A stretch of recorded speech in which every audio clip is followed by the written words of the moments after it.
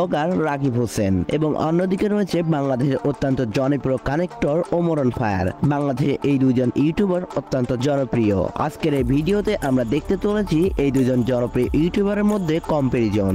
এই দুজন ইউটিউবারের মধ্যে কম্পারিজন করে দেখব যে বাংলাদেশে কার জনপ্রিয়তা বেশি। এছাড়া আজকের এই ভিডিওটি সম্পূর্ণ দেখলে এই দুজন ইউটিউবারের মোট সম্পত্তির পরিমাণ এবং তারা কি কি গাড়ি ব্যবহার করে সবকিছু ডিটেলসে জানতে পারবেন। তো চ্যানেলে যারা নতুন দর্শক রয়েছেন তারা ঝটপট চ্যানেলটি সাবস্ক্রাইব করে ফেলুন। তো প্রথমে রাকিব হোসেন দিয়ে শুরু করা যাক। রাকিব হোসেন হচ্ছেন বাংলাদেশের অত্যন্ত জনপ্রিয় একজন ইউটিউবার, এর পাশাপাশি বাংলাদেশের সেরা ব্লগার। রাকিব হোসেন জন্মগ্রহণ করেছেন বাংলাদেশের মুন্সিগঞ্জে, কিন্তু তিনি ছোটবেলা থেকে বেড়ে উঠেছেন ঢাকার মোহাম্মদপুর এলাকায়। তিনি জন্মগ্রহণ করেছেন 2000 সালে, সেই হিসেবে তার বর্তমান বয়স 24 বছর। এখানে একটি ব্যাপার হচ্ছে, এই ভিডিওতে যে ইনফরমেশন গুলো বলা হবে এই সবগুলো ইনফরমেশন 100% পারফেক্ট নাও হতে পারে, কারণ ইনফরমেশন গুলো সব অনলাইন থেকে নেওয়া হয়েছে। আর বাংলাদেশি সেলিব্রিটিদের তথ্য অনলাইনে তেমন একটা পাওয়া যায় না। তো যাই হোক, বর্তমানে রাকিব হোসেন তার সম্পূর্ণ পরিবার নিয়ে ঢাকার বাড্ডাতে বসবাস করছেন এবং ইনি হচ্ছেন রাকিব হোসেনের বাবা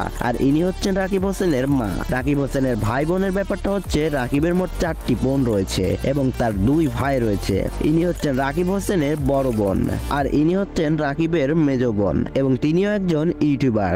রাকিবের তৃতীয় বোনের নাম হচ্ছে আফসানা এবং রাকিবের সব থেকে ছোট বোনের নাম ঋতু হোসেন। আর রাকিবের ভিডিওগুলোতেও নিয়মিত তার ছোট বোনকে দেখা যায়। তাছাড়া রাকিবের একজন বড় ভাই রয়েছে যিনি দেশের বাইরে বসবাস করে থাকেন। রাকিবের পড়াশোনার ব্যাপারটা হচ্ছে, এমনটা শোনা গেছে রাকিব হোসেন ঢাকা ইন্টারন্যাশনাল ইউনিভার্সিটিতে পড়াশোনা করেছেন। যেমনটা জানেন, রাকিব হোসেন তার চ্যানেলে ব্লগিং ভিডিও তৈরি করে থাকে এবং সম্প্রতি তিনি বাংলা নাটকেও পা রেখেছেন। তাছাড়া বেশ কয়েকটি মিউজিক ভিডিওতেও রাকিব হোসেন কাজ করেছে। তার প্রথম বাংলা নাটক হচ্ছে ধ্যাত তেরিকি এবং তার প্রথম মিউজিক ভিডিওর নাম হচ্ছে ভালোবাসি বেশি। ইউটিউবে এই গানটিতে 65 লক্ষ প্লাস ভিউ রয়েছে।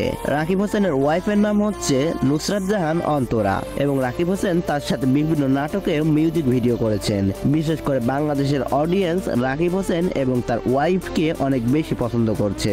রাকিবকে বলা হয় একজন সফল ইউটিউবার, কারণ তার ইউটিউবের ভিডিও বাচ্চা থেকে বুড়ো সকলেই দেখতে পারে। বলা হয়ে থাকে রাকিবের সফলতার পেছনে মেহেদী হাসানের হাত রয়েছে। মেহেদী হাসান আর রাকিবের কেমন বন্ধুত্ব সেটা আমাকে আর বলে দিতে হবে না। রাকিব যখন প্রথম ইউটিউবে পা দেন তখন এই মেহেদী হাসানের সাথেই তার ইউটিউব জগৎ শুরু, কিন্তু পরবর্তীতে 2022 সালের রাকিব এবং মেহেদী হাসানের মধ্যে কিছু ভুল বোঝাবুঝি হয়। বলতে গেলে এটি অনেক বড় ঝড়গা ছিল। এরপর তারা দুজন আলাদা হয়ে যায় আর রাকিব হোসেনের ব্লগে মেহেদীকে আর দেখা যায় না। আবার এমনটাও শোনা গেছে রাকিব হোসেন এবং মেহেদী হাসান তাদের ভুল বোঝাবুঝি সংশোধন করেছেন। রাকিব হোসেন তার ইউটিউবের যাত্রা শুরু করেছিলেন বাইক স্ট্যান্ডের মাধ্যমে। বাইক স্ট্যান্ড করতে গিয়ে 3 বার অ্যাক্সিডেন্টও করেছেন। এরপর তার পরিবার থেকে তাকে বাইক স্ট্যান্ড করতে বারণ করে। তারপর থেকে রাকিব হোসেন ট্রাভেল ব্লগ এবং লাইফস্টাইল ব্লগ করতে শুরু করে। সকল অ্যাডভেঞ্চারের ব্লগ মানুষ অনেক পছন্দ করতে থাকে। বর্তমান সময়ে রাকিবের ইউটিউব চ্যানেলে 1,27,00,000 সাবস্ক্রাইবার রয়েছে। ইউটিউব ছাড়াও অন্যান্য সোশ্যাল মিডিয়াতে রাকিব হোসেনের বেশ বড় ফ্যান ফলোয়ার্স রয়েছে।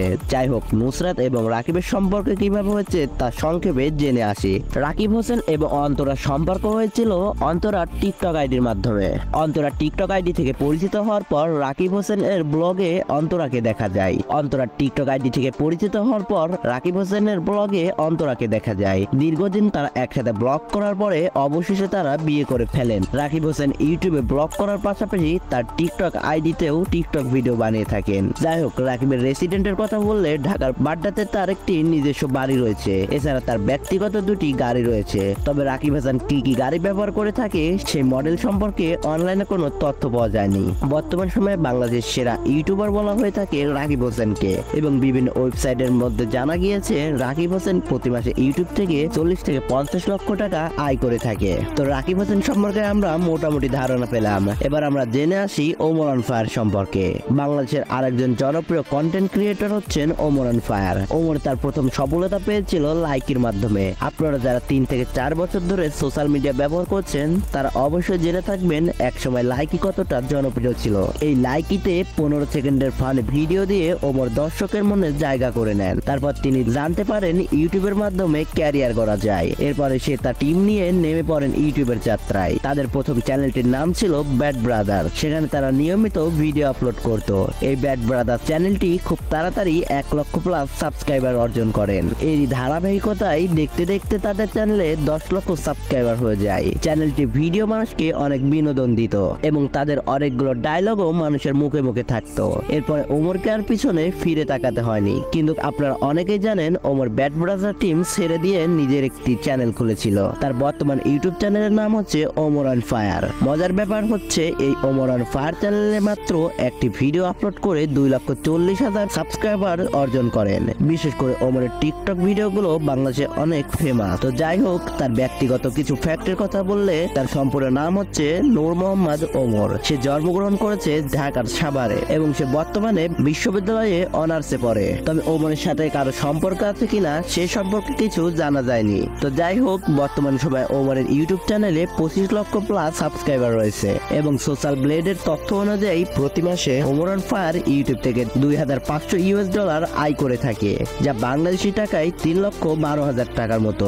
তো এখন সময় এসেছে ভোটিং করার। কমেন্ট বক্সে আপনারা ভোট দিন, রাকিব হোসেন এবং ওমরের মধ্যে আসলে কে সেরা আর বাংলাদেশে কার জনপ্রিয়তা বেশি। কমেন্ট বক্স চেক করলে বোঝা যাবে কার জনপ্রিয়তা বেশি, ওমর অন ফায়ার নাকি রাকিব হোসেন। তো ভিডিওটি ভালো লাগলে বন্ধুদের সাথে শেয়ার করতে পারেন। আর এখন যারা চ্যানেলটি সাবস্ক্রাইব করেন নাই, প্লিজ চ্যানেলটি সাবস্ক্রাইব করে পাশে থাকা বেল বাটন